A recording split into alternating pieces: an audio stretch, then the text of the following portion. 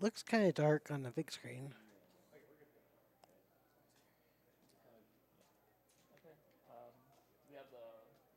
File name? Okay, cool. We are live. Yeah. All right. So we are asking for file name, correct? Yes. All right. So let me go ahead and give it one last refresh just in case somebody decided to crazy snipe this. I believe that we are going to be going with Rain will be the winning one, which is going to be capital R, lowercase A-N-E, for our good old Rain of Soten. He put in that bid just a bit ago. Yeah, thanks, Rain. Thanks to everyone else who donated for a file name. Okay. We about to get started.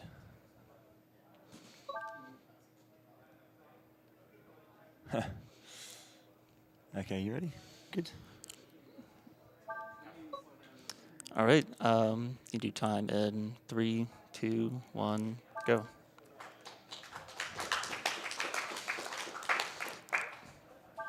All right, guys. I'm DavidK5. I'm joined by Felly, and Bowie the Hero. This is Breath of Fire Dragon Quarter, the 5th installment of Capcom's Breath of Fire series. Okay, so it's a bit of a departure from the regular kind of style of Breath of Fire. Obviously, the original 4 were kind of, or the first 4 were kind of more traditional turn-based, but very, very different style of game. First of all, the kind of prefix to this, at least the narrative side, is that 1,000 years ago, the surface world was destroyed by dragons, and society had to escape underground. And society is now kind of like ranked based on what's called the D ratio, starting from 1 to 2, or down to 1 over 8,192. This is basically a kind of a ranking based on how likely you are, or your probability of being host linked with a dragon of some kind. So the smaller your, the higher your likelihood to 1 in 2 means you're higher up in the society, and 1 over 8,192 is lower in society. So Ryu here is a ranger for the government, and he is D ratio 1 over 8,192, so he's kind of the lowest level of society, down 1,000 meters underground here in his home village. The game kind of starts with Ryu and his friend Bosch, who is another of the government's rangers, being sent on a mission to go to a lift and protect some cargo that's being shifted around.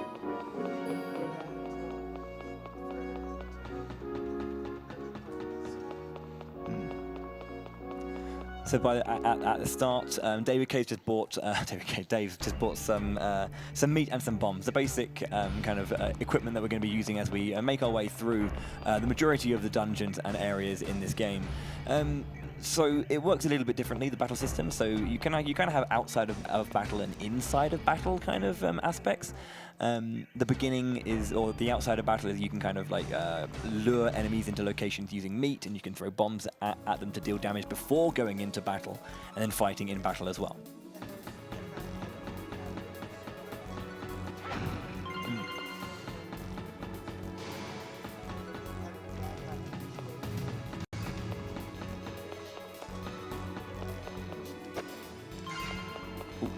Just using the meat there, putting it on the floor to kind of get the attention, immediately picking it back up and then moving forward.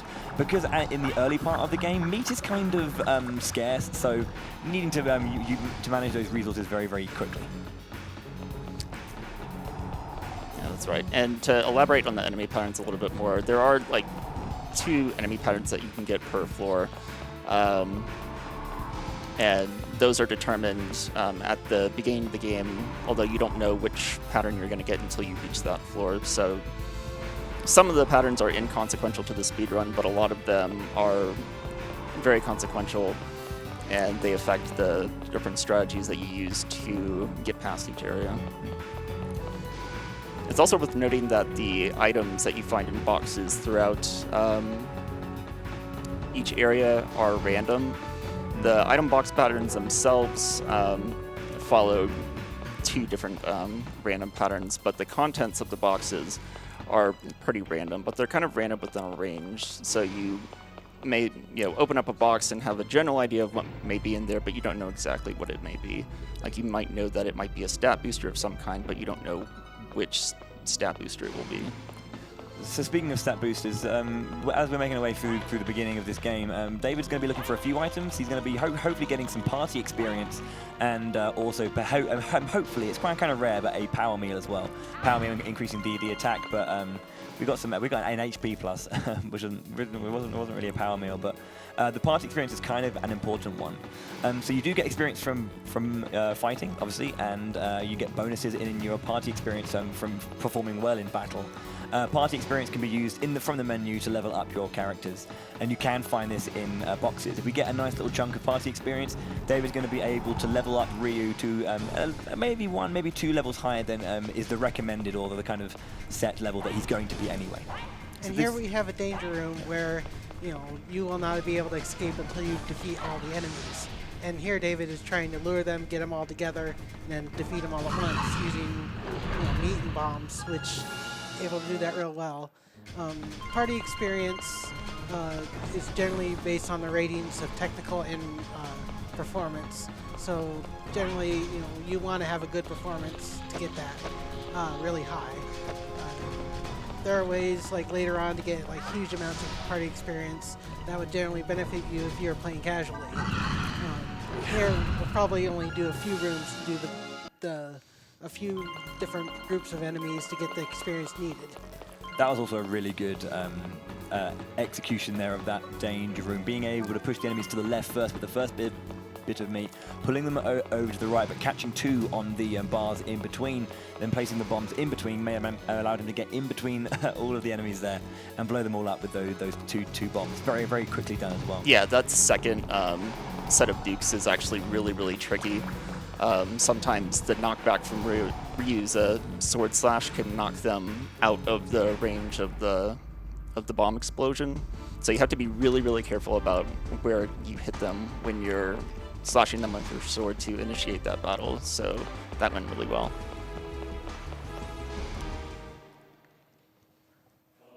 May I explain how points work for the D ratio? Yeah, you can go over Okay. that. Yeah, so generally for D ratio, you'll be at 1.8192.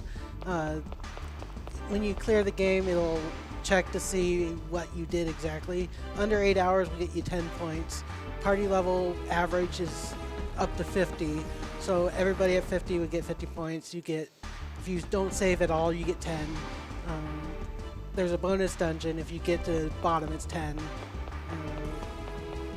The battles, if you get all first strikes or 95% of them around there, that's 10.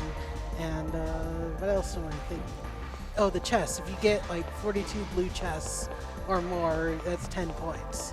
So it literally you get 110 points, but generally you just need 100. Yeah, to get the highest rank, and that's just calculated at the end of the game based on performance in those different categories. So the game's kind of designed to kind of have multiple playthroughs and basically achieve higher D ratio, and then you can explore further into the areas. There are some places that aren't accessible because Ryu's D ratio isn't high enough. So by getting a higher D ratio, you can explore more and find more about the story and the wider lore within Dragon Quarter. Yeah, the minimum you need to get everything you want to explore is 1.256, and then you'll see a lot of the cutscenes you wouldn't see in a 1.8192 playthrough. Okay, so as we were making our way to that lift, to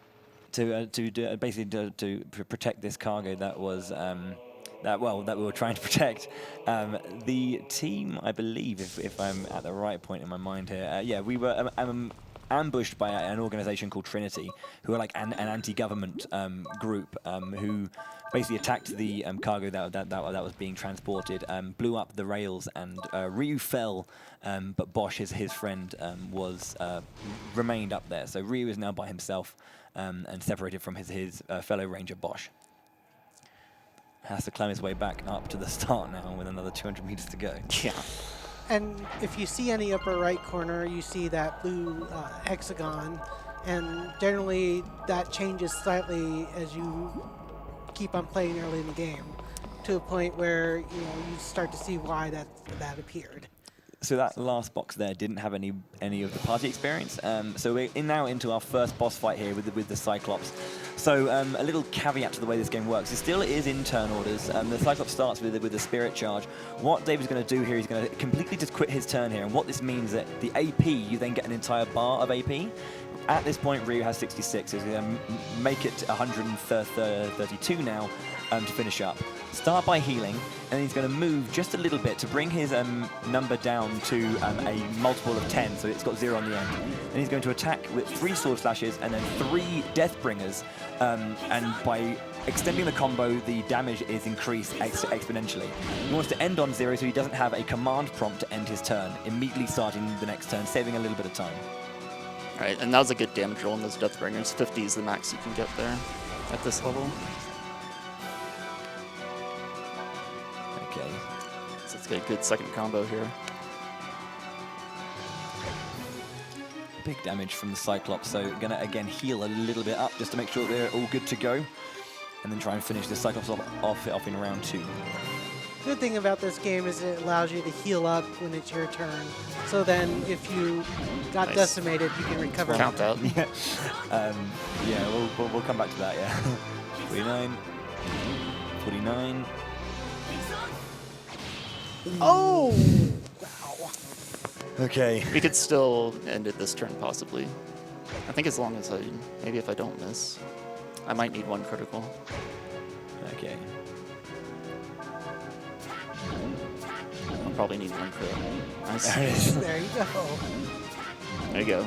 Okay, so really good fight and well handled after the initial miss there. So just so we know, David has said that every useful crit he gets, he will donate $25. So we just had 2 there. So if someone could, if it's possible to keep track of that, so that's useful crits. Basically, if he's going to get a 1-shot anyway and it's a crit, that doesn't count. It's only ones that help. You see here that Ryu has learned the ability to D-dash, which is one of the things that has opened up his latent abilities. You'll see more pretty soon as to why he's got this ability right now. Yeah. So currently, Dave's just going to be using this all the time as he's making his way through, because we'll explain what this means a little bit later, but it's at a free cost right now. It's not costing him anything to do this. You may notice on the top right corner of the screen, there's a new icon added to the HUD, which is the we'll call that the D counter for now, and we'll explain that in a little bit. Narrative-wise, though, Nina has joined the party after Ryu saved Nina from the Cyclops, and Lynn has just joined the party. Yes. Lynn is a Warren, yeah, and she's a member of Trinity. All right, we got this next danger room coming up with some spiders. Let's see how this goes. Got to focus here. Okay, so we got the good pattern here.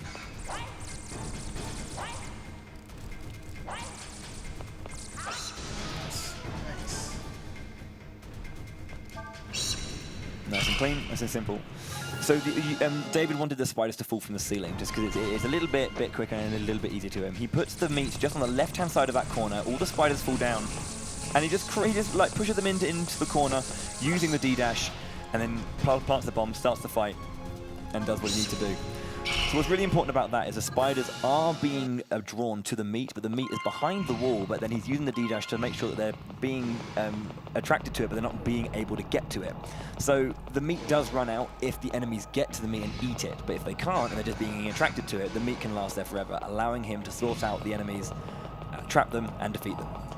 And being that spiders are weak to fire, the bombs did a little bit more damage than what you would see normally, which is like 140. Yeah. Nice 2 red boxes. So I should have a lot of money coming out of here, which is really good. The Puppet Girls from Breath of Fire 4 as well, making a return in this game.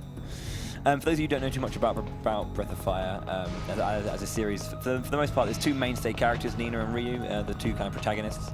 And there are a variety of characters or tribes or races that kind of make a return. And yeah, as we said, the Warrens, Nina and Ryu are back, and the Puppet Girls as well. So. Yeah, and it's also worth noting that there's kind of a role reversal between Ryu and Nina in this game, in that In the previous Breath of Fire games, Ryu is a silent protagonist and Nina is able to speak, but in this game, Ryu can speak and Nina is unable to speak. But there's a very specific story-related reason why Nina can't talk, and that actually gets revealed in the extra scenes that you get when you play through the game multiple times, so I won't spoil that for the folks at home. Let's just say that the game is a lot darker than one would think when they play it. It's a mainstay for Breath of Fire, very dark series, curiously, isn't it? Always has something just to kind of sober the experience up a little bit. So actually, if I may interject for a moment. Go for it. Because, like, I gotta admit, the music in this game actually does sound pretty fantastic. And I did want to plug one of the prizes that is currently being offered during the Breath of Fire 5 Dragon Quarter. That'll be running through the Ease Memories of Salsida. I believe that's correct. I'm hoping it is. But if you donate $15, you'll be entered to win the soundtrack for this game. And so far, I've been digging it. Yeah, the music in this game is really fantastic. So I'll explain a little bit about this fight, but when we get to the brass tacks, I need to be quiet because David does have a audio cue to look out for. This is going to be showing a lot of kind of the versatility in the battle system here. So at this moment, Bosch has appeared and betrayed Ryu, and Ryu's latent dragon abilities have appeared. So Bosch is going to try and attack Ryu, but find out that nothing's working against him. At this point, we're going to get control of Nina. And Nina is going to, David's going to lay 3 G-Flare fire traps here in this position. And this is about moving your enemies around and being able to abuse that. After laying the 3 traps, he's going to knock both Bosch into the fire and then one of the enemies above into a nice line formation, using Lin's push ability here. And afterwards, he's going to use the D-Breath skill from the dragon to one-shot them all. And this needs an audio cue, so...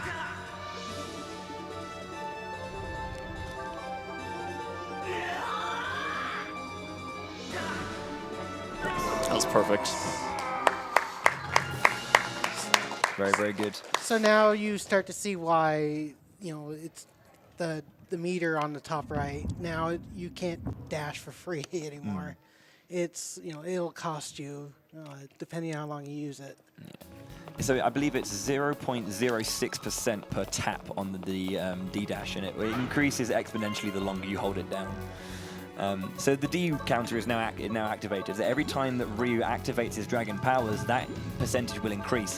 When it gets to 100, the game is over, because the dragon powers take over Ryu's body and he will expire. So obviously this is kind of a scary thing. You've got this timer consistently counting against you. Every 9 to 20 steps, I believe. Yeah, it's random.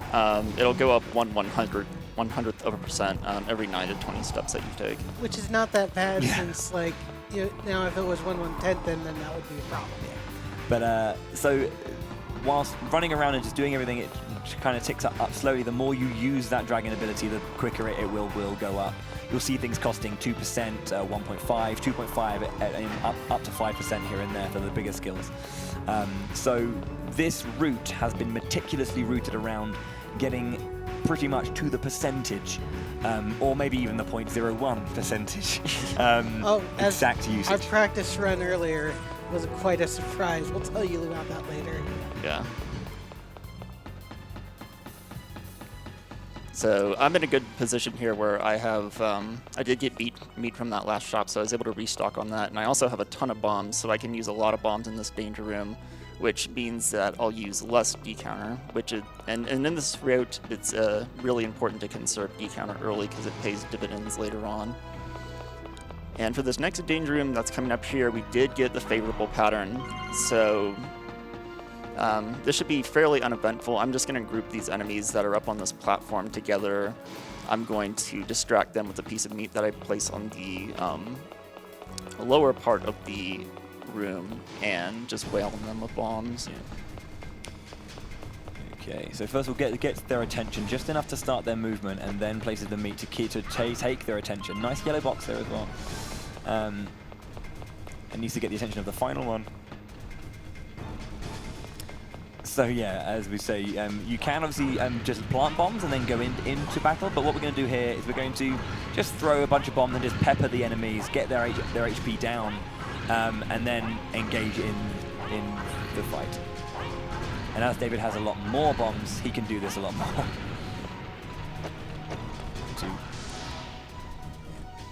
Bombs outside of battle will do less damage, but it'll be enough to increase your rating inside of battle if you do engage them. Yeah.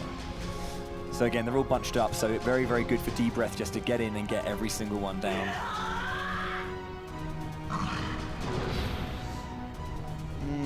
I'll just go ahead and finish them off this way. So the D-Breath does more damage the longer you hold it down, so that's why in the first fight, nice crit. Nice. Do you want to count that? No, that doesn't count. No, okay, that doesn't count. Just 2.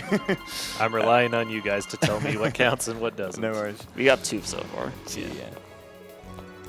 So yeah, and the D-Breath, as I said, does more damage the longer you hold down the button to charge. So that was why in that first fight he wanted to expend only the minimum amount of D charge he needed, or D counter he needed, to get that kill, so to keep the usage low, and the same there. But didn't get the kill, so finished it off normally. Yeah, and we're under 4% after that danger room, and that's incredibly low, so that's really, really good.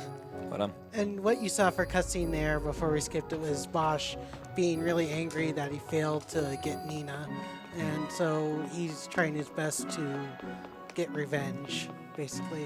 Yeah, and also at this point in the story, basically, we're going to Biocorp Labs to figure out what exactly Nina is and what Biocorp did to her. If we have time for a couple of donations, I can bang them out real quick. Yeah, you can do 1 or 2. Yeah. All right. PTSD Spira put in $15. Since I'm 3 mental illnesses stacked in a trench coat, and Dragon Quarter was one of the first games someone lent me when I finally got a game console, I gotta donate. One of my favorites to this day. Brett Souza with a $25 donation. I've seen him in a few chats. Good luck, dude. Thank you, Dine Nutari for $15. So stoked to see God of Dragon Quarter at a marathon. Good luck, David. Thanks, Dine. Okay, so this fight here, at the beginning, there was a chance for our characters to get poisoned, and I think we are across the board. It just seems Ryu's poisoned here, and Lin as well. Okay, so it doesn't matter about Ryu. When you transform to the dragon, the poison will be cleared anyway, but Lin being poisoned, she'll probably be poisoned for the rest of the game now. So, again, we're going to go straight in there, use D-Breath, and finish the fight off with a little bit left there just to kind of clean up the fight with the 68 AP we have left. You may have seen a slight mechanic about turn order. It'll be used a little bit more later on, but these Deathbringers going to come through for us. Nice clean fight. Yeah, and I intentionally let up my breath a little bit early there, just to save even more counter. Like, being under 8% after that fight is incredibly good. I see a theme here. We're going to be incredibly low the entire time. Hopefully. Could this be the run? Hopefully. We'll see.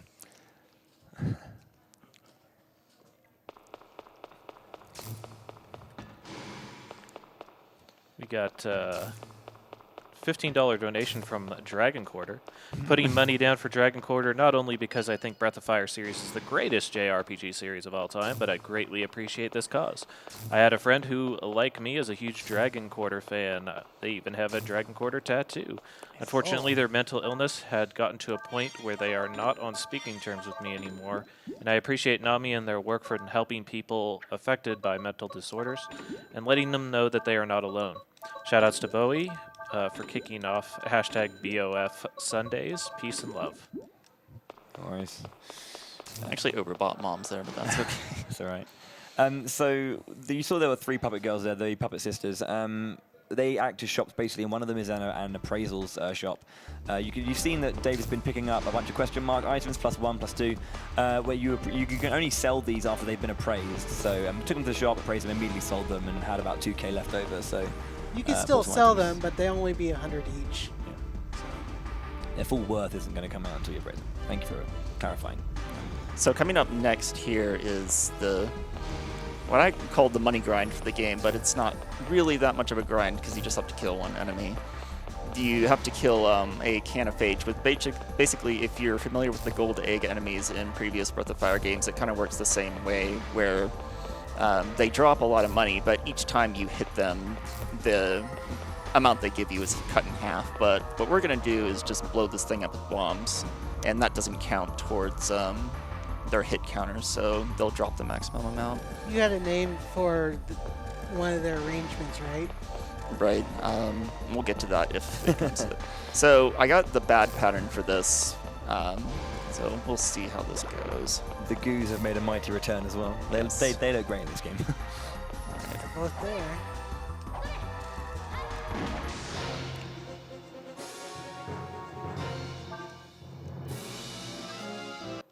Okay, so the Canophage unfortunately was not in the right position, so gonna try and hopefully get this. Okay, there we go. Reset it. It's in bomb position. Nice, both of them. And I have to penalty retreat because those goos are in the battle. and that should be our money for the run. And that window right there for me running by that goo, grabbing the money and running by that goo before my invincibility frames run out is extremely tight. You can see that my invincibility frames ran out just as I passed the goo and he started jumping around as soon as that happened. If I get a slowdown or a stuck at any point leading up to that, I kind of have to abort and go to plan B. Well, that was a very nice pickup. So if he gets a weapon that is kind of expensive later, then it'll be worth it damage-wise.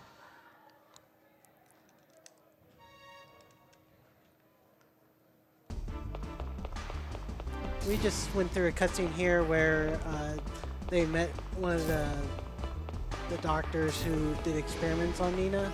So Yeah, we basically find out that Nina was a child with a low D ratio that was essentially kidnapped by Biocorp, and they did an operation on her to turn her into a pollution cleaning machine. So the wings on her back are used to suck up the polluted air in the underground world, but the more pollution she absorbs, the weaker she gets, and it'll eventually kill her. And this is what drives Ryu to want to go to the surface of the sky where the air is clean so he can save Nina. also another thing is they cut out her voice box so she wouldn't say anything about it. So. Yeah. Yep, that's the thing that happened. Yeah. So we have a $25 donation from Kasumi Blue. DK, man, I remember stumbling upon your channel way back and staying to watch you run this bizarre game for months until you finally got the world record. Off stream. Watching you play this really made me appreciate this game for what it is. You've really gotten this run down to a science. Good luck. Though aside from the RNG, I doubt you'll need it. Yes, beware of the Ottomans. Thank you, Kasumi. We also have a $15 donation from Unwise, donating both for a shot at that beautiful Hitoshi Sakamoto soundtrack and for the good path on Ogre Battle. I was clueless on about alignment, so I got the evil ending. Just a very quick update on that one, because that is a hotly contested one right now. The ending for Ogre Battle, the March of the Black Queen, it is currently led by the good path of any percent, leading at 185.12, and the evil path is just behind, a scant 12 cents behind, in fact, at $185. So very hotly contested category there. So just in the previous shop, Dave picked up a plasma mazer for Ryu and then the antenna for Nina.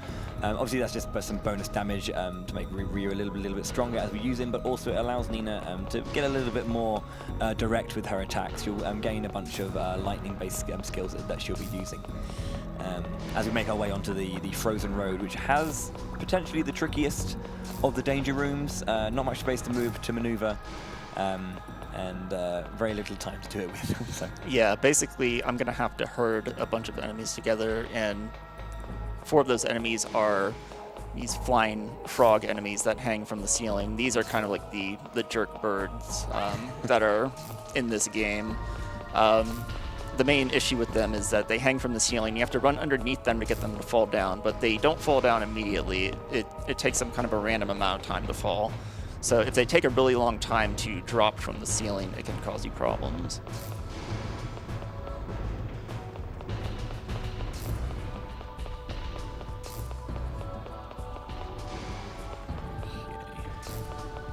I'm just going to do a quick menu here to heal up and do some cleaning up here.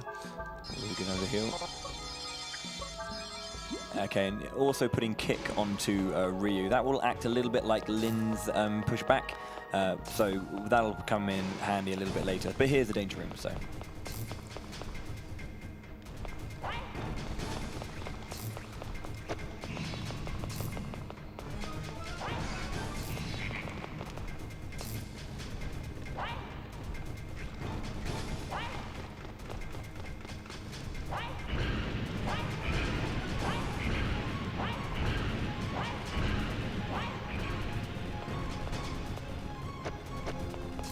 That guy got close to me. They really, really want to eat that meat. That was, They don't care about bombs or anything. that was really well done, though. They came down very quickly and brilliantly executed. I actually by probably David didn't need to throw that third meat because the far guy dropped so fast, but I wanted to do it for safety. there. Yeah, got very close towards the end, but that was well done.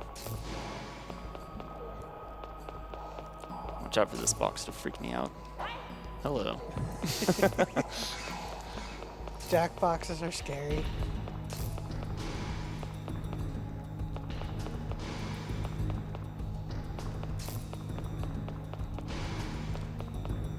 Alright, we're coming up on that end of the frozen road here. I'm just gonna visit this shop, buy some things that I need, and do some menuing.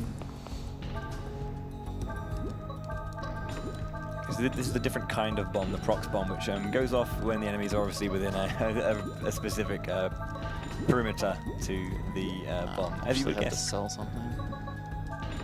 Yeah, I'll also Don't sell need their this range escape. boost or escape.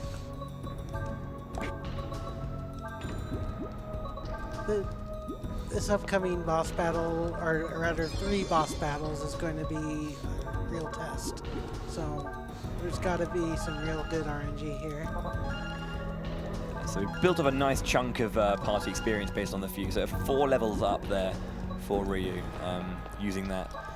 First save token going to be expended here, just to make sure that we're all good. Second. How is 8.38 for this run so far? Really, really low.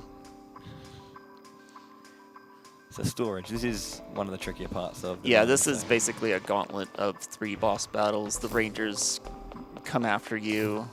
They ambush you here. They try to convince you to give yourself up, but you don't oblige that. So.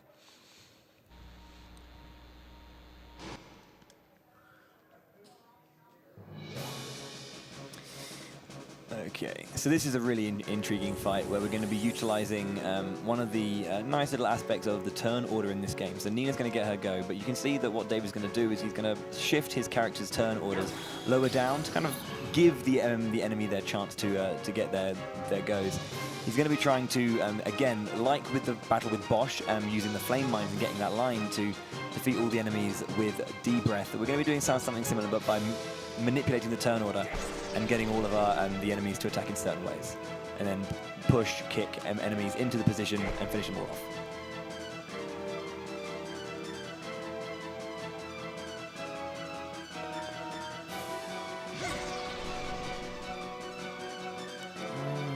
Wait one more time. Okay.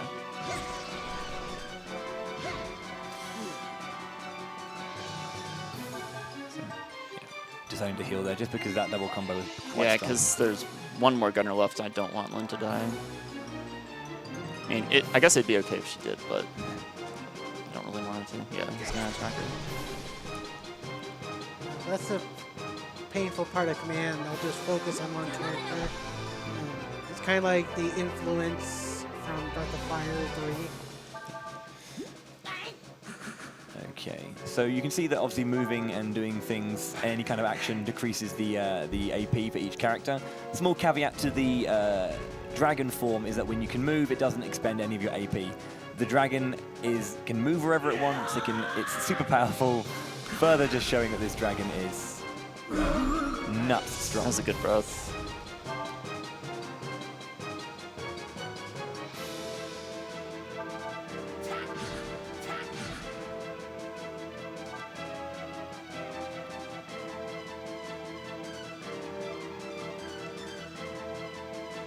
shifting the turn over to Ryu because he's going to deal the most damage the quickest. So Yeah, his slices are a lot faster than me using lightning. So that fight went pretty well. that was quick. Nice. So now we have Asimov, and I do not like this guy very much. Just because the way this fight works is that once you get him down to 1 HP, he goes into this self-destruct mode where you normally have to wait 3 turns for him to self-destruct. And during that time, you can't damage him at all, so he's just sitting on 1 HP. But there is one thing that can damage him, and that's Debrief. So the idea here is just to knock him down to 1 HP with Dragon Form, and then finish him with a very quick Debrief to take away that 1 HP and skip the whole self-destruct sequence. Nice crit. Nice crit. Count it. Count it +1, please.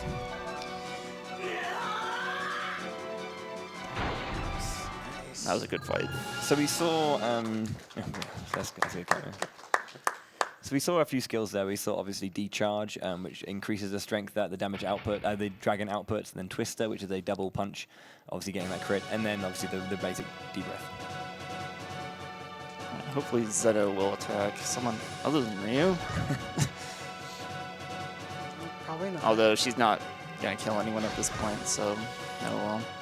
Would have been better if I had either Nina or Lin die in that fight so that Ryu gets more experience, but it's not absolutely crucial. The fun thing is, being in Dragon, you won't experience this. When she gets down to 50% health, she uses Last Resort and then starts going ham I on you. count that crit. Wow, okay. That's 4. Amazing. So for those who don't know, David actually did 100 runs leading up to this, and I think he's got more crits in this one run than in those entire 100 maybe. I was going to say, been I saw those fortunate. 4 digits, and I was like, We're still behind on D ratio, or D, Yeah, this is D meter, right? Yeah, fantastic. yeah, my D counter is super low right now, so we're in very good shape. We'll talk about it more when we get there, but the next boss that we're going to come up to has a variety of different approaches to it and skills you can do based on how much D ratio you have, D counter, sorry. And the minimum of that is 23.5, and so the fact that we're 0.7 below that right now means we've got a lot of wiggle room with the D counter. So depending on whether you have 20, 23.5, 24, or 24.5, you can do slower or faster strats. So this will hopefully be the quicker one. Yeah, and this is kind of a long walking section to the next Danger Room, so if you have a couple of donations or announcements, you can do those. absolutely. We have a $25 donation from Oren that says, support the Saturday morning sing-along and get a chance at the Breath of Fire soundtrack, all while donating to Nami. Sounds good to me. Sounds good to me also, quite frankly. Just kind of an update on some of the various Ogre Battle incentives and bid wars here. I'm just going to give these a quick refresh so that I can accurately say these. As far as the gender of the leader inside of Ogre Battle, we have female currently leading at $26 to male 0. We also have for leader name, Jeff is currently in the lead with $11, followed up by T260 with $4, and Delita with 0 under. Kind of weird. I'll have to check on that. $0 seems kind of odd. Also, coming down the pike, we also have a route bid war for E's memories of Salcida, using the knife route or the mace route. We have a Saturday morning RPG Crush or Save Ben in Episode 5 incentive as well. So be sure to go ahead and look at those guys. And Okay. then lastly, we have Thomas L. with a $15 donation. Dragon Quarter is one of the strangest RPGs I've ever played, but a fantastic one still. Keep that D meter down and good luck. We'll do that. Alright, so if you remember what we did with the spider Danger Room, with hiding the meat behind the wall, we're going to do something similar here. So again, keeping the enemies trying to go through the wall. Now, the timing on these prox bombs is a little bit slower, but it's very, very precise. If David was to overbomb right now, the enemy on the furthest right would be pushed around the wall and go through the door to start eating the meat. And he was. Like that.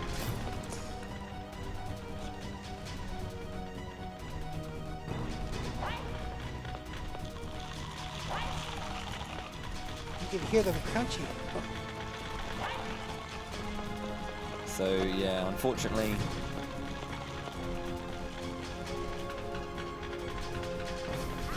Oh my god, really?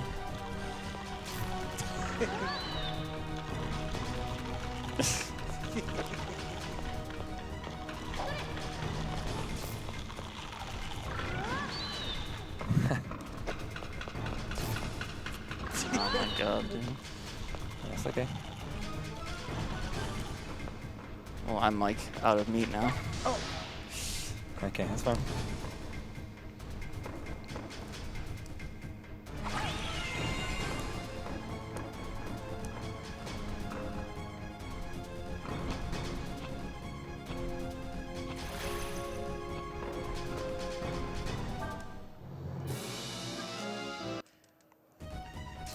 That's the nice thing about Okay. about retreating. You lose money, but you get out of that situation. Okay, so I'm gonna just reset this.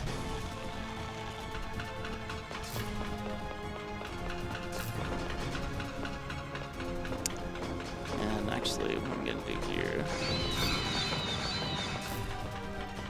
We have a little bit of B gauge left over, so.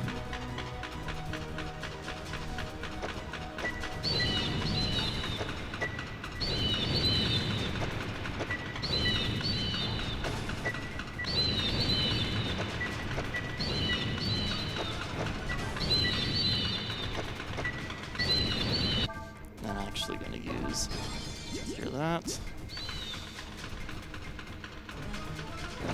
Plant 2 regular bombs and begin the fight.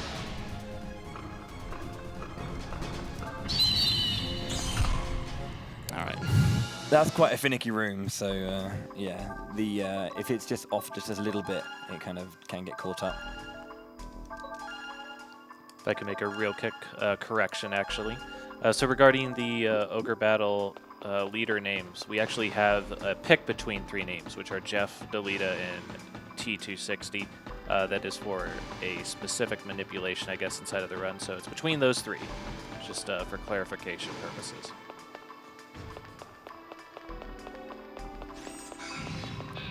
Just a little bit of D-dash there, just to kind of keep ourselves safe. Yeah, I have plenty of counter to avoid Yeah, it. exactly, yeah.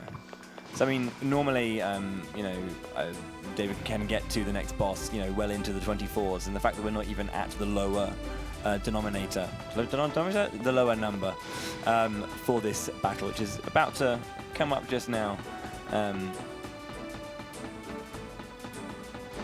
Yeah, so I can just use a charge and a twister on this fight and win instantly. Otherwise, if I had a lower counter, I'd have to be more conservative with Dragon Form, and I'd have to finish the fight without Dragon Form.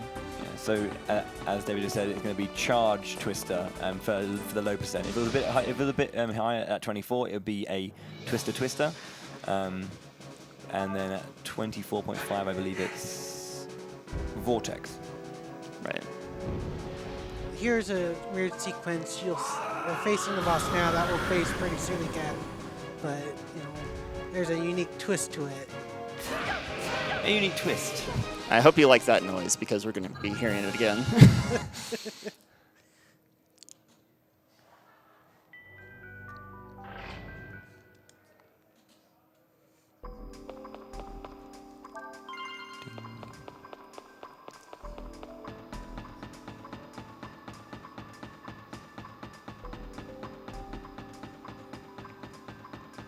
The soundtrack has actually a really large range in it also, I'm noticing. Mm.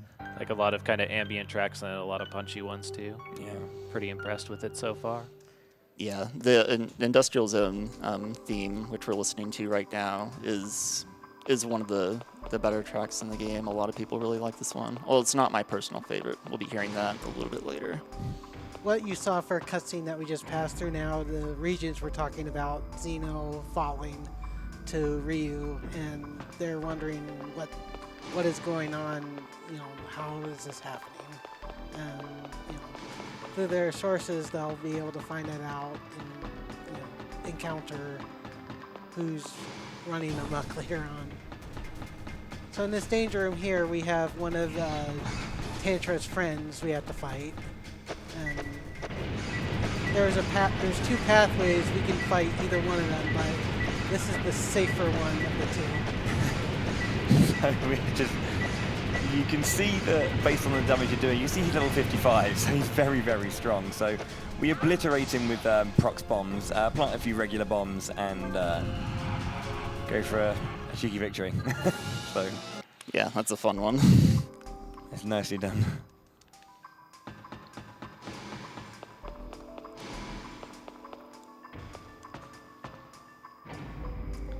So yeah, good to use the D dash. Obviously, just knocks enemies away and makes you very safe. I think we've already mentioned that, but if you're just joining us, that's what it does. So it's kind of a safe option. It's the majority of the times that David's using it is rooted in to the run. Like I believe this very room here. This very room here. This is where we meet our friend Tantra again. Yeah. So Tantra absorbed the skills of the mini-boss that you fought earlier, but if you beat both of them, then he's even equally more dangerous. So we don't do that, we just choose the easiest one. But that doesn't really matter here, as you can see. No crit there. A crit would have been good there. It would have killed him outright. So just going to cool down from Dragon Form and finish him off. I'm actually going to back up a little bit too. So if I do this right, when I finish my combo heal, I'll end on 0 AP, and I should be out of his range for counterattacking, so that I don't waste the animation time for him to counterattack me. And there's Nina's antenna coming into play as well, and he's going to fall over. There we go. There we go. Nice. And now you don't have to hear that noise anymore. What a shame. What a shame. I know, it's the best sound effect in the game, right? We have a $25 donation from Samuel Aichu. Is there anyone better than DavidK5? No, not today. We have a $30 donation from the endless pockets of this anonymous person. We should appreciate the work all of you are doing. Let's walk that good path in Ogre Battle. Just an update on that good path versus evil path. Good path is currently in the lead with $215.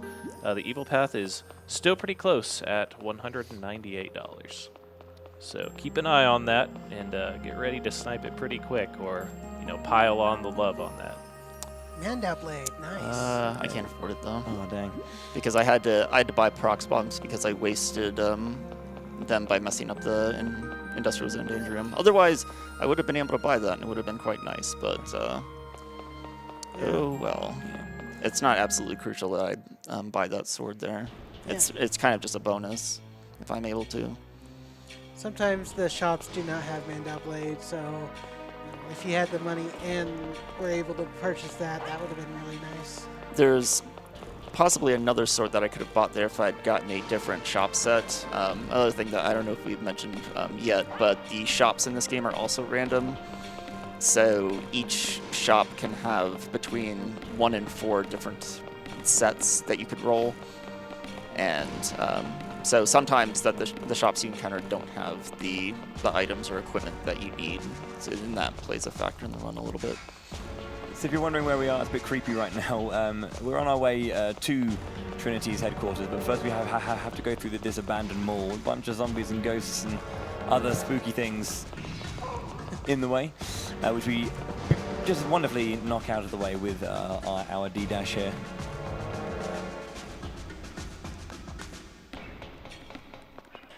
The climbing animation though.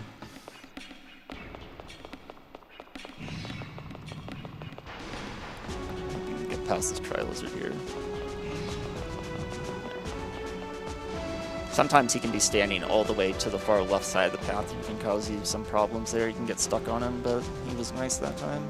There's a phage there too that you could dash into. Yeah. Tri-lizards are just nasty because they can do 3 spells of 1 element and can cause problems.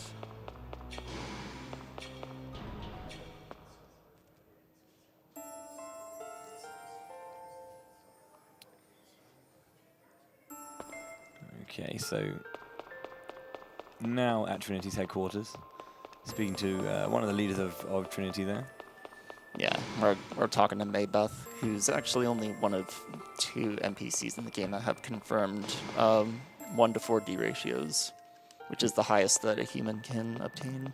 They are the Dragon Quarter. It all makes sense now. Yeah, they're trying to help Nina out because she passed out right over there. So And one of David's favorite bits, because we Yeah. get a... Coming up shortly, we have a cameo from Goofy for all you Kingdom Hearts fans.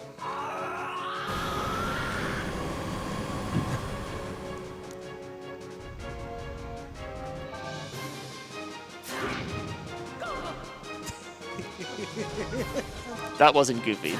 That's his mate. This is Goofy. We won't let you take your Sora oil. Listen to the sound he makes when I hit him.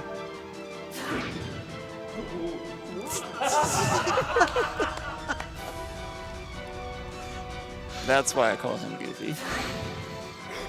That was a crit, but don't count it. Strong enough to just take the enemy out regardless, so...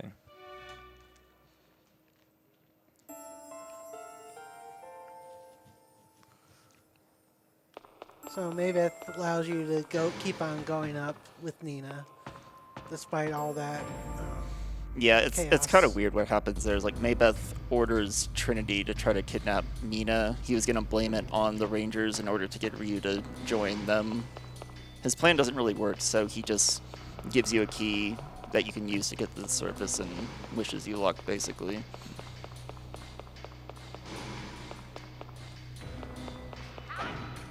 We're getting to a point where we're going to meet an old friend real soon.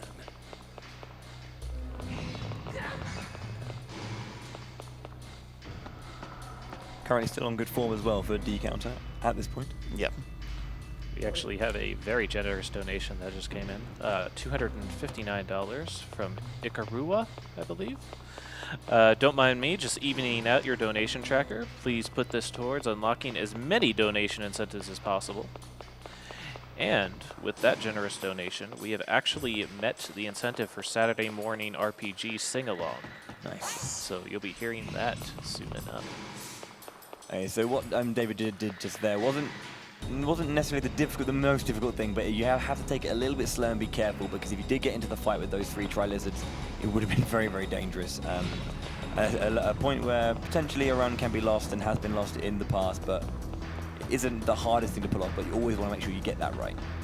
Yeah. Alright, I'm going to check these boxes here for a sword. That's not the right sword, unfortunately. Dang. I know exactly what that is. It's a strong sword +4, which does not have the attack power that I need. Yeah, ironically, it's not really quite so strong, is it? Yeah, poorly named the strong sword has one of the lowest base attack powers in this game. It's some false advertising right there. Yeah. We have a $25 donation from Maikuyama. Good game, good marathon, and great cause. How can I not donate? How can anyone not donate? Thank you, Mike. I also have $15 from Zalaz. Shout out to my friends Polly and John, who won't stop talking about how great Dragon Quarter is. Lastly, we have Ghoul02 with a $5 donation coming through on the YOLO Ball donation. Donating because we need Terra in Kingdom Hearts BBS. Thank you very much, Ghoul. And we meet our friend Bosch again. Yeah, this time he's had a dragon arm grafted onto him in an attempt to try to beat us. This battle is one where I really, really want crits. They're not absolutely crucial, but they'd be very helpful. And I got one. Oh, nice. Good first one. Let that up. Very nice. That 387 though was like the lowest damage roll possible on that Twister Hitch, so I wasn't able to kill him there, but I should be able to kill him very quickly here. By moving far enough away, it'll bring Bosch up that he can't actually do any damage, giving Nina a free reign just to kind of finish that one off with a couple of lightning strikes. Yeah, so that's a good fight. That's nice. at that guy. Bosch is not having the best time of it, really, is he? And there you see in that cutscene where he falls to his death basically, and generally the dragon has grafted onto him, asks why do you hate? Do you want to hate more or something like that? Yeah, do you Yeah, basically the dragon that was part of the arm that was grafted onto Bosch chooses Bosch at that point. Yeah. So it's kind of weird the way that the dragons work. So obviously, I'm actually going to check something real quick. Okay, I have 2 save tokens because I'm going to save here. I wanted to make sure I had 2. Nice. So yeah, the dragon obviously was grafted onto Bosch, but as David said, at that point the dragon then chose Bosch after asking, do you hate Ryu, kind of thing, and would you do anything to stop him? And seeing the resolve, chose him. So that's the kind of way it works. That everyone has these latent abilities, but it requires a link host, and that's when the dragons choose their vessel to grant their power to. And in order to do that, they have to die essentially. Yeah. And that means Ryu died earlier, but he was revived by the dragon. So there I checked that shop for a better sword for Ryu because I didn't happen to pick one up earlier in the run, and I was able to get the sword that I wanted. That's one of the shops that's random. There's actually 4 different possible shops that you can get there. 3 of the 4 have good swords that you can buy. And one of them does not have any weapons at all. So you can get unlucky and get a bad shop there and not get a good weapon.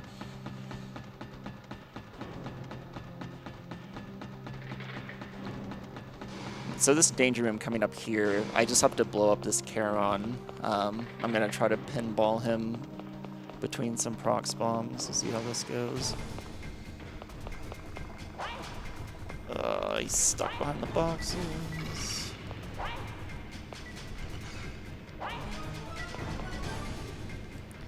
Alright.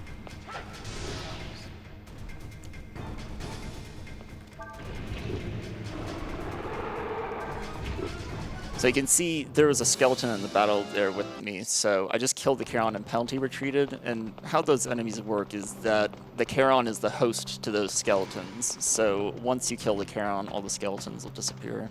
So all I had to do there was kill the Charon, penalty retreat to end the battle, and then since the Charon's dead, all the skeletons are gone and the danger room is cleared.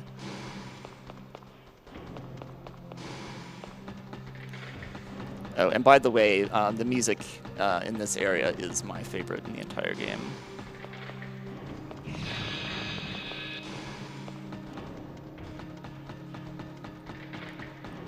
I was going to mention, if you have been very impressed with the soundtrack so far, you can always donate $15 during the course of this game. The donation will be going towards putting you as an eligible person to win the Breath of Fire 5 Dragon Quarter original soundtrack. That will be going on through this game and through E's Memories of Salsida. So get those donations in and hopefully win a pretty sweet soundtrack. I just still continuing to be impressed by it, honestly. Yeah. Checking a couple of boxes. I was hoping for a speed boost in there. Did not get it. We also have a $100 donation from Oro. $10 for every extra fight it took to get Ha Lucha during my run. Let's put it towards Aqua and Birth by Sleep. Will do. So what David was doing there is just killing those bugs. By a single slash, it kills them. So any like in battle, if you can kill something in one strike, then they just immediately die. You don't go into battle with them. You just get party XP for it, which is really nice. So if you're at like a high enough strength level, like in another playthrough, you can clear a bunch of enemies early on with doing that. I didn't have to party XP there because it didn't gain me a level, but I just wanted to listen to the music more. So make noble sacrifices sometimes, haven't you? So here we have the Regents that starting to pop up, and with their gimmick is absolute defense, which you have to chip through in order to damage them at all. With Dragon, that shouldn't be a problem. Yeah, so a critical on this guy would be useful because otherwise I have to finish him with a vortex. That first hit was really bad. Yeah, we're fine though. The second twister was good. So if I had gotten a critical on any of my twister hits, I would not have to use that vortex to finish him off. So that's where the critical could be good. But it doesn't matter because I take that into account for this route. It's just kind of a bonus if you don't have to use that vortex. So we're making our way towards the higher area, and this is where the higher established members of society live, and where the majority of the regents are. Yeah. So this is the center. We're going to be introduced, or we're going to be grabbing. There are two routes we can take through the center. We're going to be going. I can't remember the name of the dome of the route now. We're taking the north path, which is to Cupid. Cupid. So for the first of two boss choices that we have. I was going to say cherub for some strange reason. So along this path, we're going to pick up two of this item called the Seventh Sense, and it's going to be obtained by defeating a very particular enemy. They look like furniture. And what the Seventh Sense does is it essentially gives Ryu the same upgrade as D-Charge, only it doesn't obviously count towards the D counter. So still able to get the extra attack power he needs, whilst then being able to do amount damage. So here's the first enemy that we're going to do it to. Get some bombs, drop them, detonate. 3 hits, and a 7th sense is his. So we're going to pick up 2 of these, and they're going to help David do all the fights he needs to do, and without expending too much D charge, so it's ready, or D counter, so it's ready. And you'll see me kind of like dashing in seemingly random points here. It's because I have a little bit of leeway on my counter to do so, but I won't be doing it too much.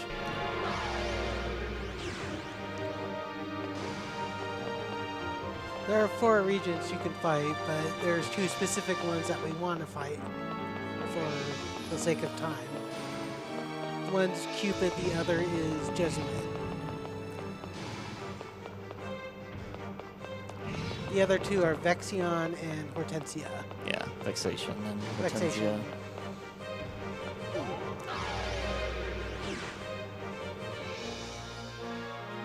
So here we are with Cupid. And there's really not much to Cupid. I basically just own her with Dragon. Although, if I didn't have a stronger sword at this point, or I didn't pick up a better sword than the Violet Blade, then I would actually do some experience manipulation in this fight. I'd get a character killed off so that Ryu would get more experience and be at a higher level at the end of the game. Or rather, to ensure that he's a higher level. The only thing you have to deal with this fight is on Kade, which is like Cupid's pet. And, it chases characters around, causing them damage. And Cupid always runs away. Was that a crit there? No. Okay. Yeah. And a crit on her would not matter. She's a very, very clean fight. So the next boss battle we're going to be doing, Jesuit, is a little bit... has a few more specifics to the way the fight has to be done, and a little bit more finicky. This is where I believe David is going to do some very specific experience management. Well, it's Do you need it's more so hoping that he kills my characters off. Yeah. Which sometimes he doesn't cooperate with that. But we'll see how it goes, and we're gonna blow up some more furniture. This is our second 7th sense hit. It's another reason why this particular path is favorable, because you get another one of these.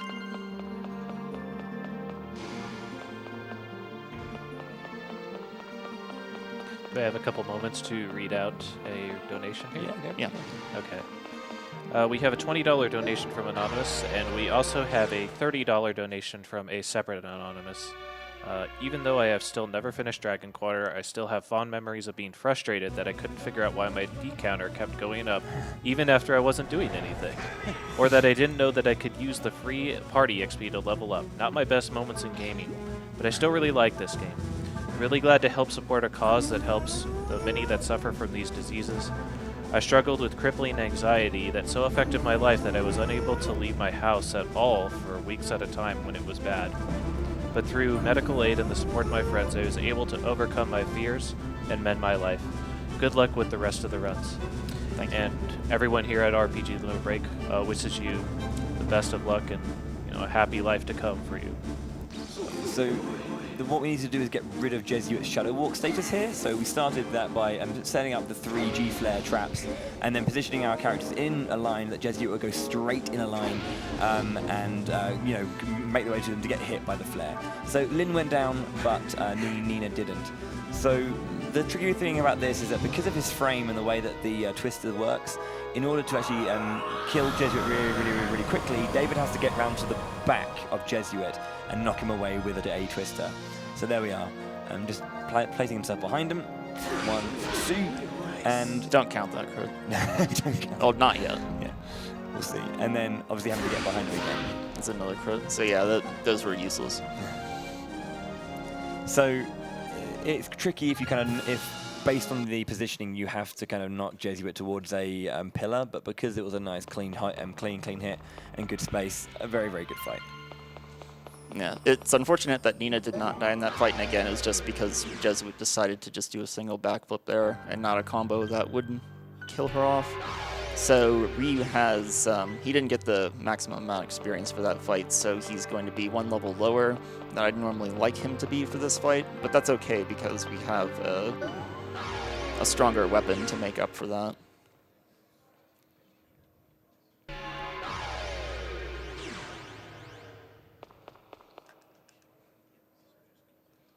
So we're kind of entering like the final area here. This is where we use the keys that we got from Macbeth and the key that was dropped by each regent.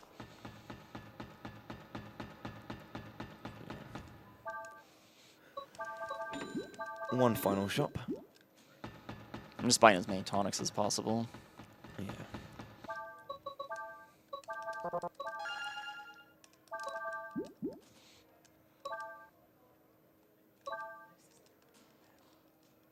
31.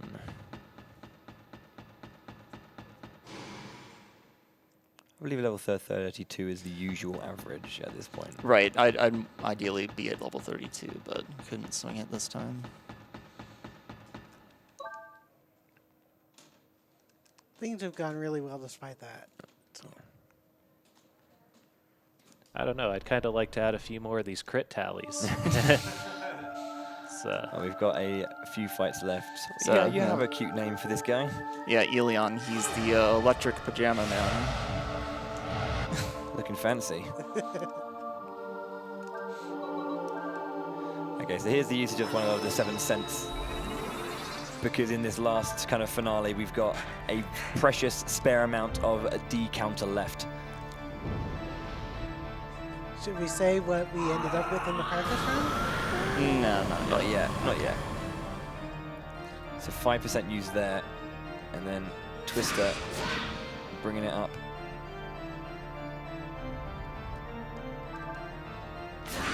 Count that crit. Plus Nice. a double crit, 2000. Nice. Go ahead and count them both, even though the second one didn't really matter. Count both. Oh, nice. I guess ask and you shall receive, I suppose. Actually, I have to make sure I get to level 33. That's very important. So this next boss could possibly outspeed me. You'd have a high chance of outspeeding me if I didn't level up to 33. But there's a very low chance that he could outspeed me in this situation. And guess who that is? It's Bosch. Bosch. And he did not outspeed me. And no quit Bosch. Bosch does not want to quit.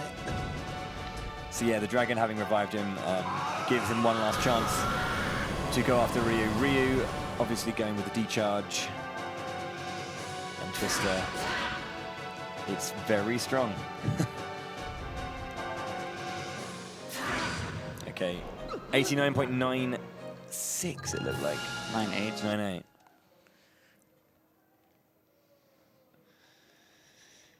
As we said, D counter being routed to the percent. Good luck Luxor. So this is the final boss. It's Bosch in his dragonized form. Our second 7th sense. And time is not just yet, so we'll... Yeah, but it'll be coming up in a bit. With a 7th sense and a D-charge, bringing that percentage up to 96.98. 98.48. And 99.98%. Wow. Time is not just yet, though. So basically what happens here is that you kill Bosch in his dragonized form, and when you die in dragon form, something interesting happens. A big dragon tears out of you. So this is Shettyre, the dragon that chose Bosch, and all you have to do here is just use your remaining counter to knock his shield down. And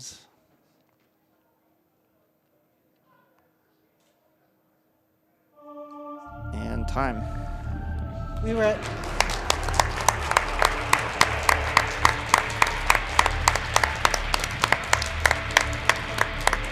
We were at 99.99 in a practice run. Yeah. So this Yeah, is pretty similar. The practice run I did before this ended at 99.99, which I had never done before. And to follow that up with 99.98 is just crazy. Yeah. Fantastic routing. I like to be able to get that close. So, I mean, the ending of this game is really, really good as well. So, yeah.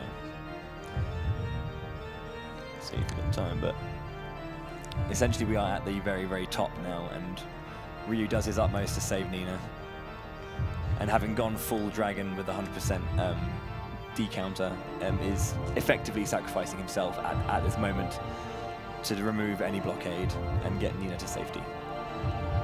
Yeah, basically Shettyre, the dragon that we're facing now, kind of wanted the sky for himself, and we're fighting against him.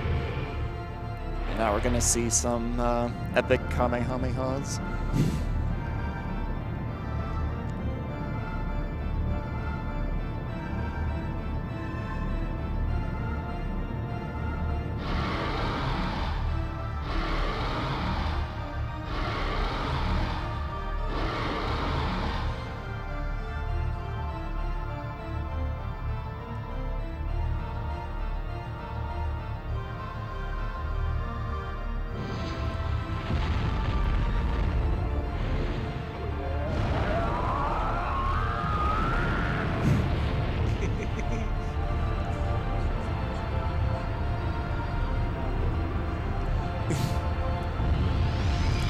And we're pushing past 100%. Not sure the math works out there. Ryu not giving up on Nina.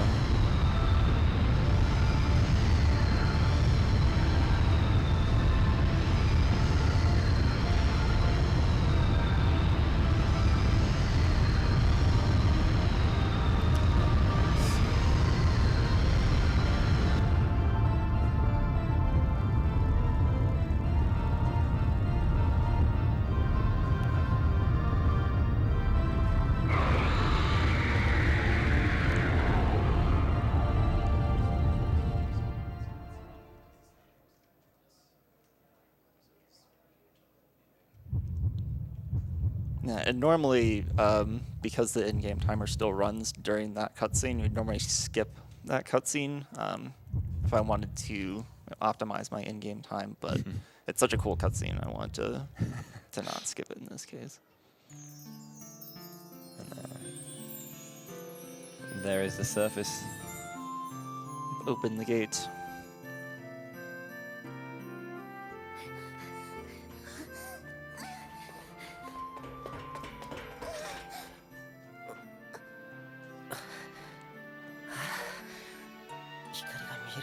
Nina.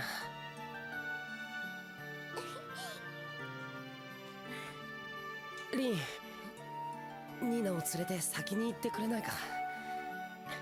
さすがに疲れたみたいだ。しばらく動けそうにないから頼むよ。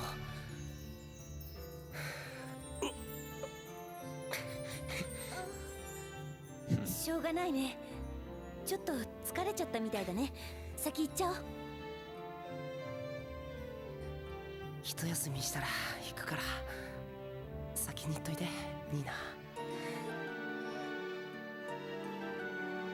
必ず行くから。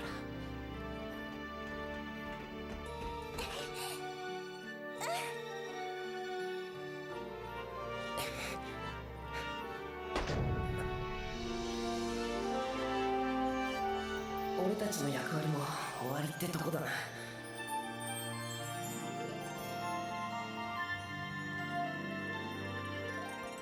疲れたよ。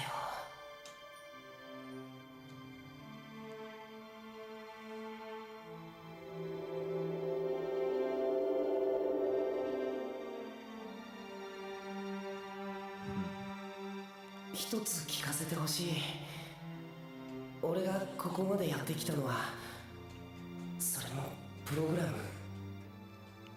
ム。 Basically, what he's saying there is that he's asking Ojin, did I do this of my own free will, or was it just all of your doing? And Ojin says, no, it was because of you, it's because of your determination that you were able to get this far.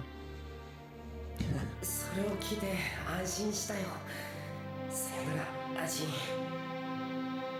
さよならニーナ。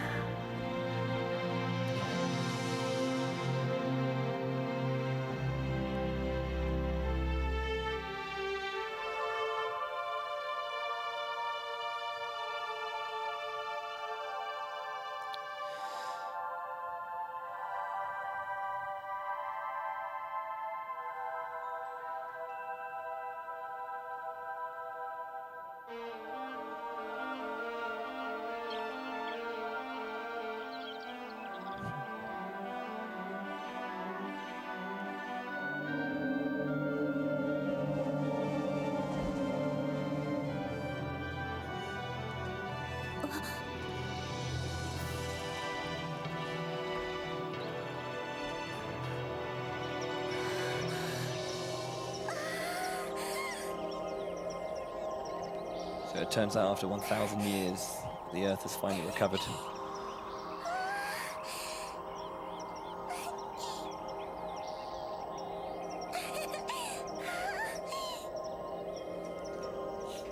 You can imagine her relief getting fresh air after being cooped up in there for her life so far.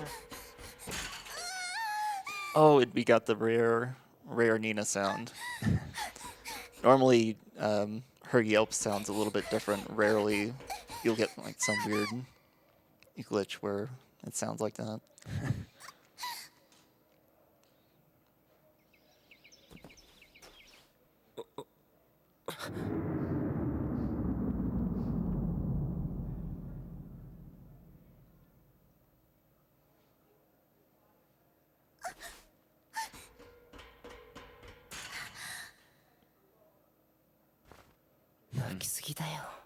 Nina.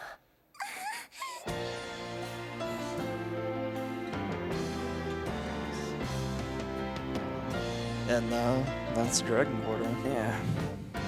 Have it. So, yeah, Ryu didn't quite go. Good job, man. Good job. Thanks, man. So if you don't already know David K, he is pretty much the god of Dragon Quarter. No, I don't currently hold the record. He's the grandfather of Breath of Fire 3 runs, at least. Yeah, you're a big member of the Breath of Fire community, and it's a pleasure to have him, and obviously to get this game out here. So Yeah, and also shout outs to I gotta give credit to Bowie as well, because he's over the last couple months he's done a lot for the Breath of Fire community, including organizing the Breath of Fire relay, which was really successful, and we're hoping to have another successful one this year. And he's done a lot to like be in touch with Capcom to try to get them reconnected with the Breath of Fire community. So props to you, man. cheers. It is a pleasure to work with you, Bowie. Yeah, it was good stuff. It was really, really good. So, well done. All All right. So that was Breath of Fire Dragon Quarter, run by DavidK5. We got a few donations to catch up on. Cynical Love sends in $15. Nami's cause is very near and dear to my heart as I work with adults with mental illness.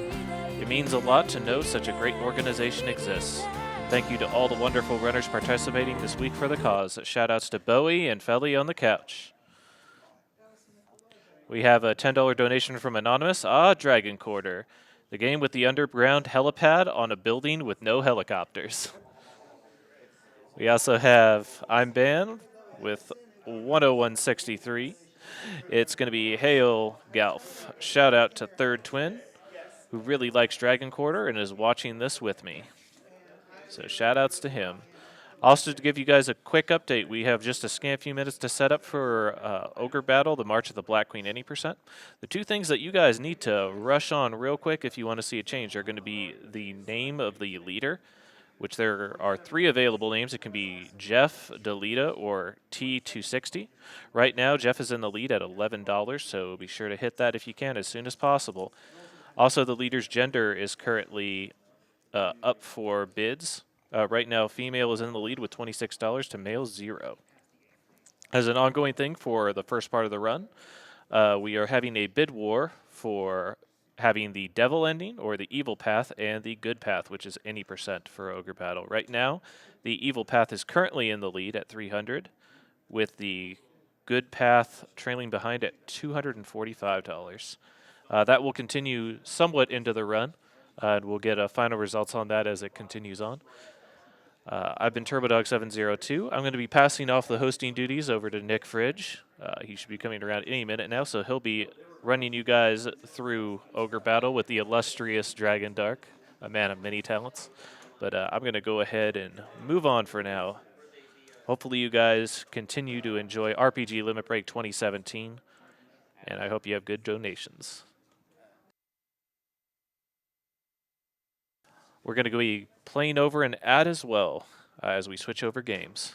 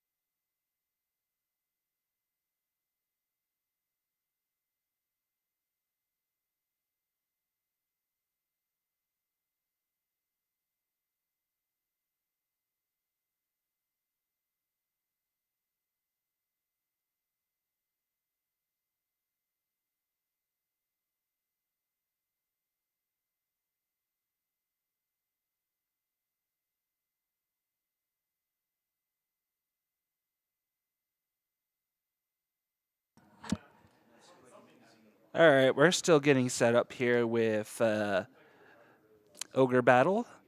It's still going to be a minute here, but I want to remind you that we do have an incentive closing off here relatively shortly. We have the female or male bid war for Ogre Battle, as well as the names. There's 3 options for you to choose from.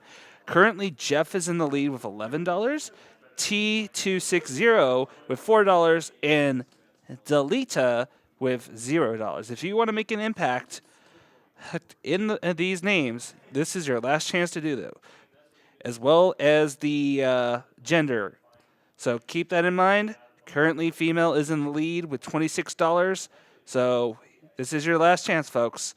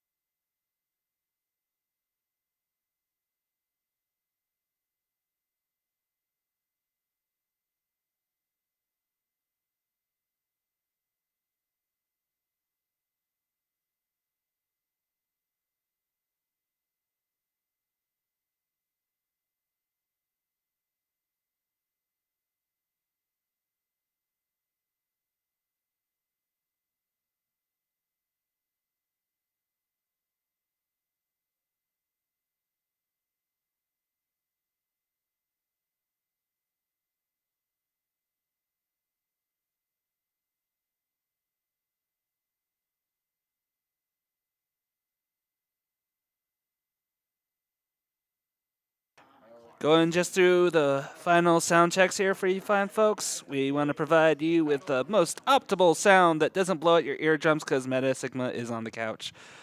While we're waiting here for this to get said and done with,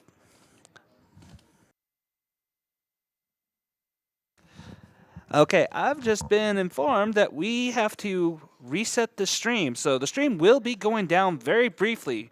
Don't panic. Don't worry. Nothing's wrong. It's just standard, you know? Don't worry, folks. We'll be right back.